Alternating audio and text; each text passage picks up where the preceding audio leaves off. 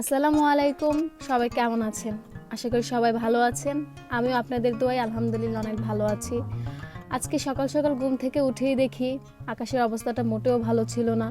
সেজন্য দুই ভাই বোন মিলে চলে গেলাম বৃষ্টি আসার আগ মুহূর্তটাকে একটু উপভোগ করার জন্য।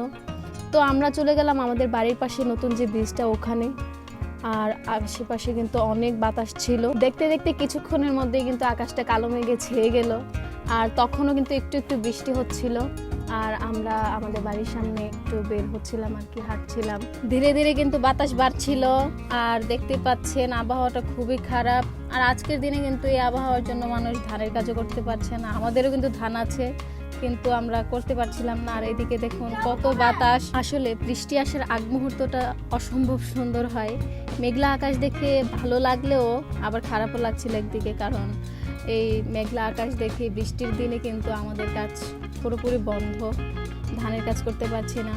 মানে অনেকেরই এখন যেহেতু ধানের কাজ চলছে, অনেকেই কিন্তু কাজ বন্ধ করে বসে আছে বাড়িতে। তো দেখতেই পাচ্ছেন আমি হাঁটতে হাঁটতে আমাদের মানে পাশেই রাস্তাতে হাঁটছিলাম, ভালোই লাগছিল, বাতাসও ছিল।